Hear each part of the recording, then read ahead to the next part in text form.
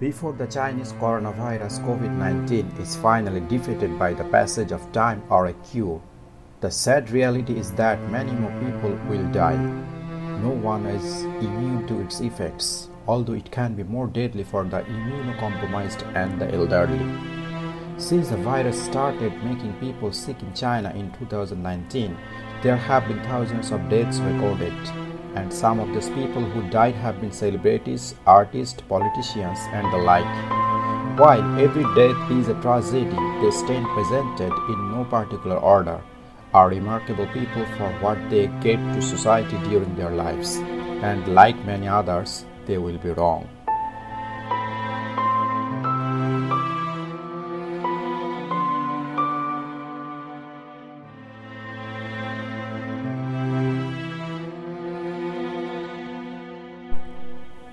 Joy Diffie. If you are a fan of country music, odds are the news of Joy Diffie's passing hit you particularly hard. From 1990 to 2004, Diffie released 35 singles featured on the Billboard Hot Country Song chart. He released 7 studio albums, a Christmas album, and a Greatest Hits album. Diffie announced through his publicist that he tested positive for COVID-19 on March 27. He remained in critical condition from the disease for 2 days, and he died on March 29 at the age of 61. Diffie is the first country music star to give way to the disease, and his passing was noted by his peers with heartfelt posts on Twitter, Instagram, and other social media platforms.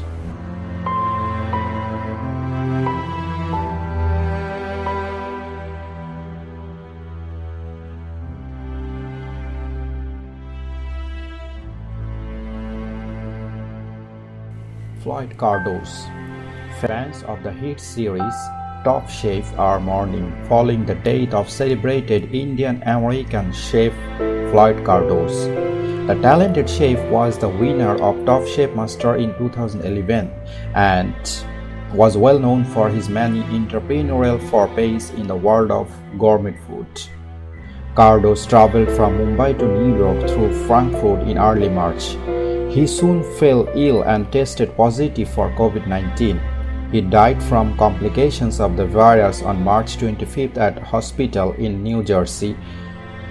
Cardoso was 59 years old at the time of his death. He leaves behind his wife or business manager, Barkha, and their 2 sons, Justin and Peter.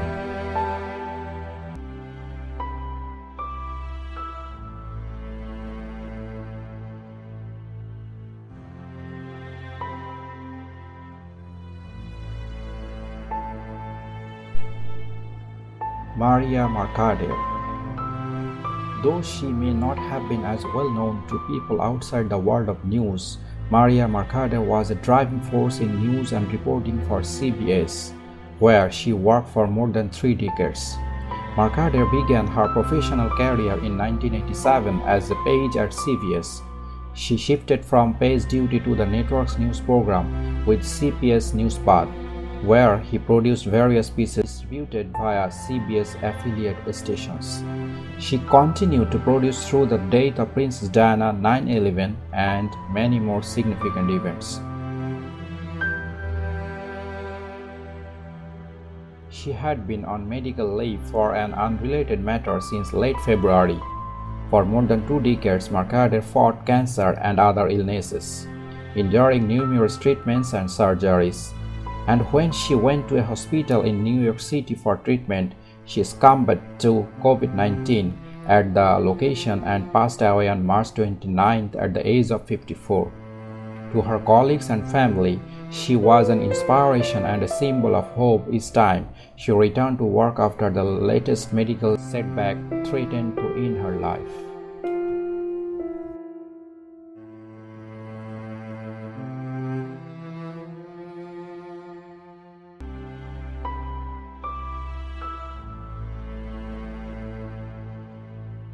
Joris McNally was a prominent playwright, screenwriter, and librettist who was often described as the Board of American Theatre. He was considered to be one of the greatest contemporary playwrights of the American theatre and he earned the distinction through 56 years of work in the field. McNally's work spanned 6 decades, and they included Broadway plays, off-Broadway plays, films, and pretty much any time and everything he could get his hands on. His work is played around the world, and his passing was a blow to everyone who loves the theater.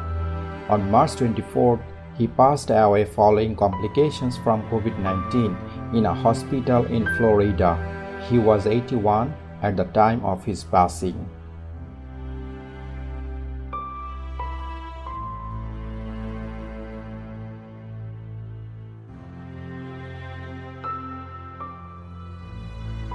Princess Maria Theresa Bourbon-Parma was a French-Spanish member of the House of Bourbon-Parma, which is a cadet branch of the Spanish royal family. She spent her life working to further social causes as an activist, which earned her the nickname Red Princess. She was a monarchist, and she sadly holds the distinction of being the first member of a royal family to die from COVID-19.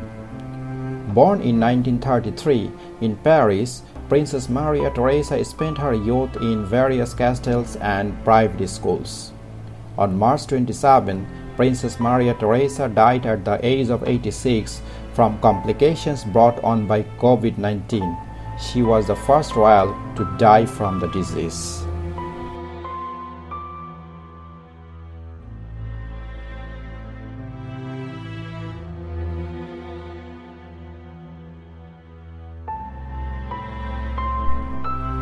Nashum Uden. Folks may not immediately recognize the name Nashum Uden, but it's not because he wasn't famous. It is due to people being more familiar with his drag queen persona, Mona Foot. Uden phased out his Mona Foot identity in his later life, and while he did test positive for HIV, he had an undetectable viral load.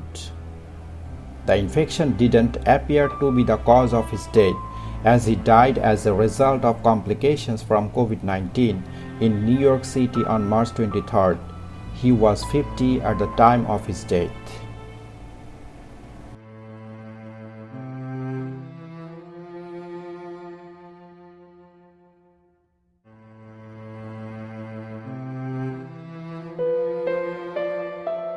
Manu Dibango was a Cameroonian musician who was well known in the world of jazz, as he was a prominent songwriter and saxophonist. Dibango's career began at the age of 15 after he moved to Paris just after World War II. He played saxophone and piano and quickly became a regular in the European jazz circuit. He became an international sensation with Soul Makossa, which was originally planned to be a B-side to an anthem he wrote in celebration of Cameroon's success in hosting the 1972 Africa Cup of Nations football tournament. News of Dibango's illness came on his Facebook page, which noted he was hospitalized with an infection from COVID-19 on March 18. His Facebook page confirmed the following week that he passed away on March 24 from the virus at the age of 86.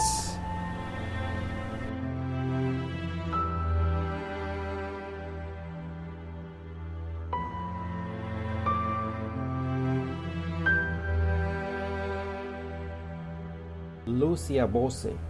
Italy is one of the hardest hit nations where COVID-19 is concerned, and it seems nobody is safe from infection.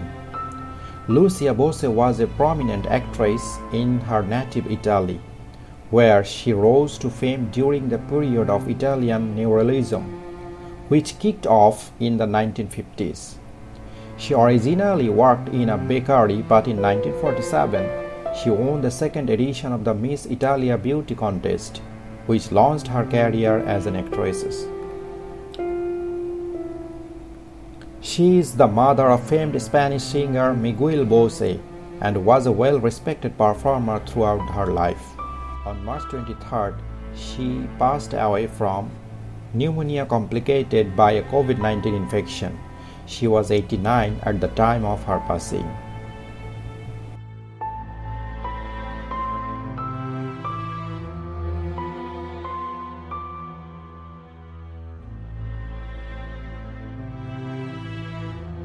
Daniel Azula was a comic book artist and educator who was well known and respected in and out of Brazil.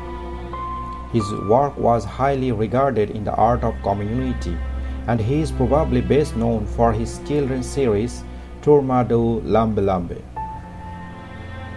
He conducted art workshops with thousands of children and adults, and in 2009, he hosted a drawing class online to help even more people learn his craft. Azula died in his hometown of Rio de Janeiro at the age of 72. He was hospitalized for 2 weeks for leukemia treatment, and while there, he was infected with COVID-19, which caused complications, ending his life.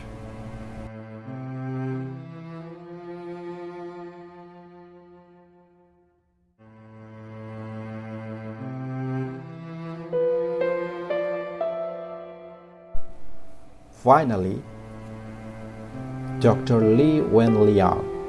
For most celebrities, their fame is established during their lifetime, but for some, that distinction is only granted posthumously. That's certainly true of Dr. Lee Wen Li, a Chinese ophthalmologist who worked at Wuhan Central Hospital in China. Dr. Wen Li essentially became a whistleblower where the virus was concerned, and he paid for it. On January 3rd, he was admonished by the Wuhan police for making false comments on the internet. He went back to work and later contracted the virus from a patient. Dr. Wen Li passed away on February 7th at the age of 33. He was posthumously exonerated and offered a solemn apology for the admonishment he received by the Communist Party of China. If only his colleagues had listened to him, there likely wouldn't have been any names to put on his list.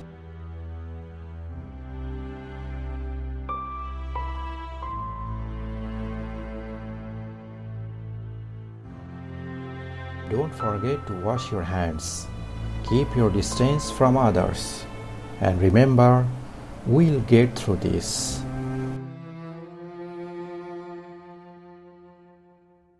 Thank you.